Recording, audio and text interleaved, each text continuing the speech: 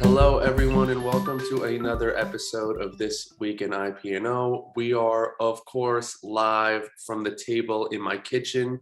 We have a very special guest. We have Mary O'Dowd, who is the Executive Director of Health Systems and Population Health Integration at Rutgers University, also the host of the On the Pandemic podcast.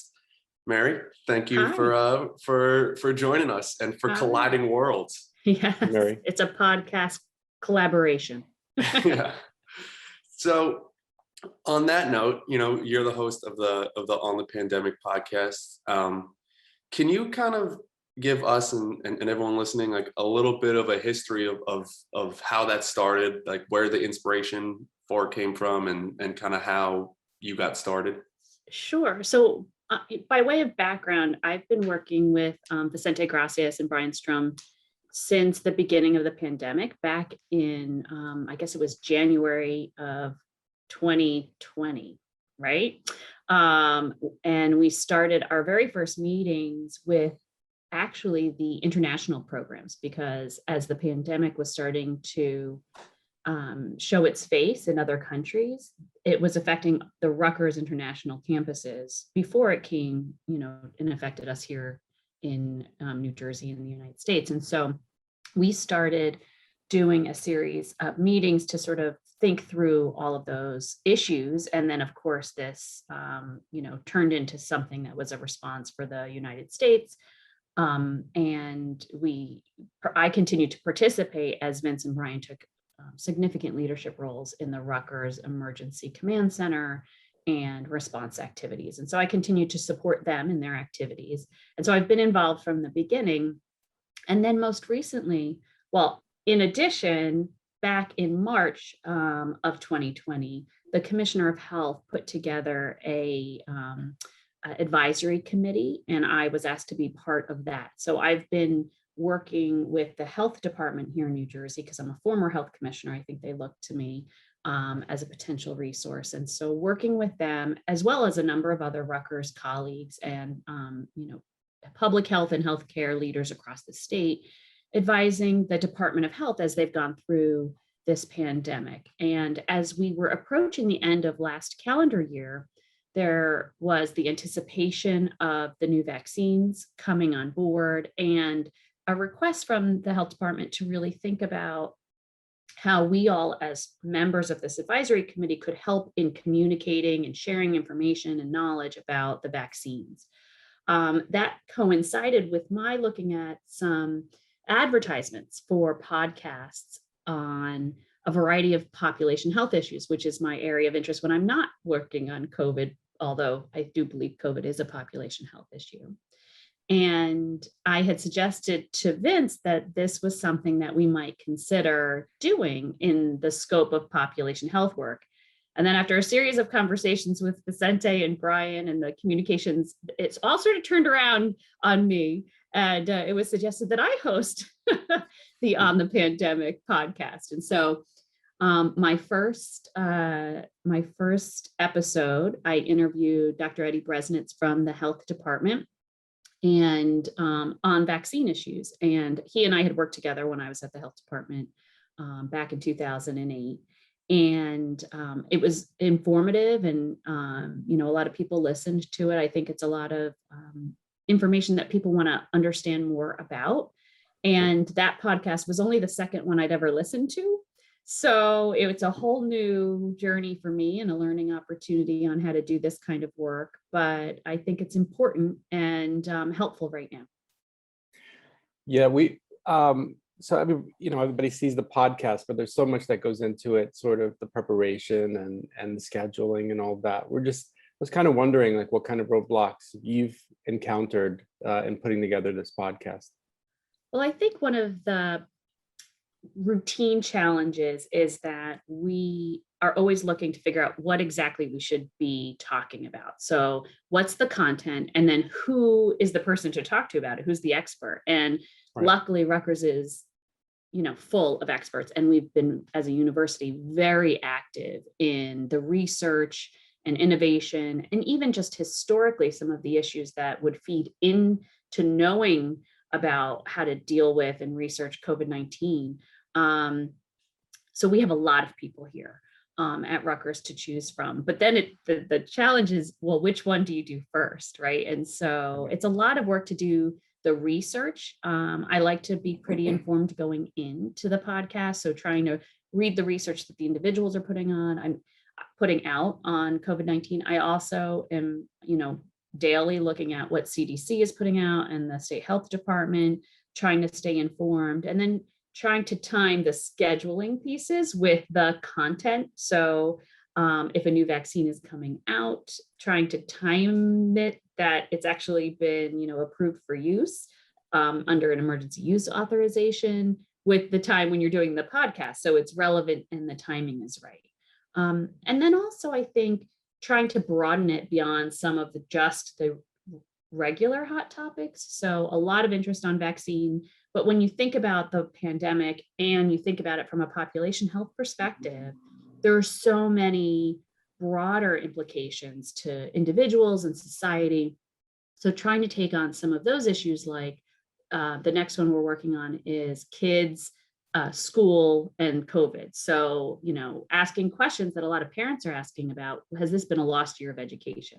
So trying to delve into that. And some of that is outside my expertise. So the challenge is trying to find the right person to have that conversation with. But of course, Rutgers has a whole school of education. And so there are a lot of our experts out there that we'll be able to tap into for having conversations like that.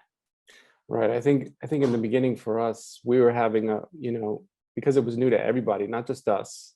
I think it was more difficult to get the guests on, and we had to kind of figure out and do a lot of outreach. And as we went on more and more in the process, people started reaching out to us and letting us know that they have things to say. So it really kind of evolved from the beginning. I'm sure you experienced something similar. Yeah. And I think that has happened. I'm also interested from you guys in terms of, what topics do you think I should be covering? Some of the topics that have been suggested to me as more content around mental health and behavioral health issues. And we did do one episode on that. Another one was the perspective of our students, our undergrad students. So we've been talking from the perspective of, the administration or researchers, but students are going through this and have a very different and unique perspective. And so these are some of the topics, but it's hard to know your audience in the world of podcast, I guess, so we have some data, but it's limited. And so it's hard to know what do people really want to hear. And at least in my podcast, there isn't an opportunity for dialogue with our listeners. And so that's another challenge, I think, that we're still trying to figure out. Mm-hmm. I think in terms of topics for your show, I know that you kind of like have covered vaccines and stuff a lot in that first episode too. But I think maybe now that Rutgers is like becoming a site for the vaccines, something about like how that works for members of like the Rutgers community. Like I know that they send emails and stuff, but sometimes it's kind of confusing about like, where do I even sign up or where do I go? Yeah. I'm sorry, go. No, go ahead, keep going. Oh, and then another thing I was thinking of is along with vaccines, I think the vaccine episode that you did was at least the first one was around like in January when it was only like X amount of people are allowed to go get it. I would be kind of curious as to like how that like supply chain has changed from now, like how that logistically has had to evolve from it being like, okay, only this small group of people can get it to now like, okay, everyone can get it. It was probably like a huge change for the people involved there. So I would be kind of curious to see how someone involved in the day-to-day operations of that, had to handle it. Yeah, that's interesting. I should, both of those are good ideas. I think that then the timing comes into it, right? So, Rutgers is working towards providing the vaccine, but as of today, and things change on a dime, But as of today, the Department of Health hasn't yet given the Rutgers sites a supply of vaccine. And I know that, it is a delicate balance, which gets into your second idea of a podcast, because, there are many large mega sites and hospital-based sites that are, or hospital-supported sites that are open to the public. And so they generate a lot. Some of them do 1,000 vaccines a day or more. And so unfortunately, they all don't have enough vaccine to meet the demand of people scheduling. So the department's trying to balance bringing new sites on board that might have a lower throughput or a lower number of vaccines provided per day, with the fact that these large sites are still experiencing large demand.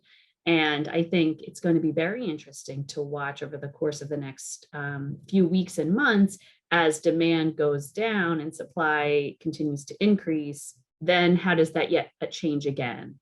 And I know, for example, there are physician offices which will have a much smaller throughput because they'll be focused on just their own patients as they come in. But some of them are interested in providing the vaccine as well when we get to the point where there's enough supply. So a lot of these decisions are difficult to make because you reach different populations with each type of a site. And so, but I think you're right, that would be a good conversation to have with maybe someone from the health department.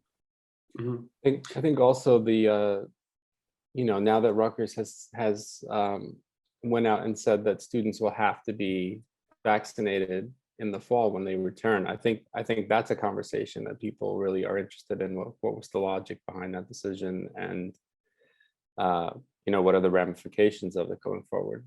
Yeah, and that has many different perspectives too.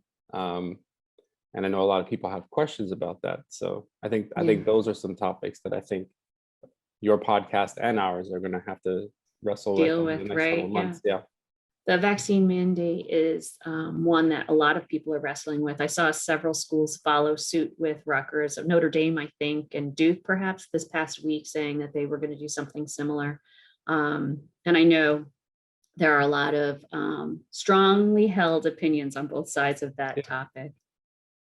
Yeah, that's part of the challenge of doing a podcast is the fact that you have to kind of remain, you have your own opinion, but you want to be able to have guests to come on and sort of explain their perspective without completely imposing your own on them. So yeah, I have to be honest, I often am voicing my own opinion, but I put it out there as it is mine. It's not. Yeah, I said you have to try. Yeah. As long as you're clear that you're putting out your opinion, I think it's fair. Yeah.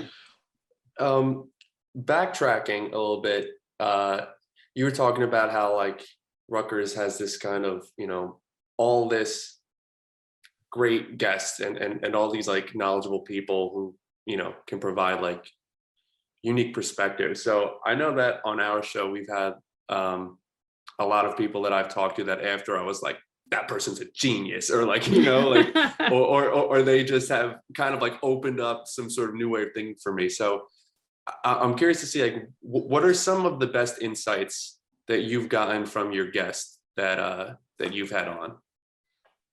Well, I really enjoyed interviewing the Commissioner of Health, Judy Persicelli, having sat in her seat and worked with her for over the past year on this, hearing her perspective on some of the things that haven't been out in the public as much. I think that was very interesting and insightful because so much of the information that comes to the health department never makes it out into the media. So it was an opportunity for her to really speak her own mind. And I also thought that one of the episodes on mental health and how to build resiliency for yourself and for your family, that was really, I thought, a helpful episode as well. And just hearing some of the statistics that, in some groups of our population, over half of people are saying they're feeling depressed now is really shocking.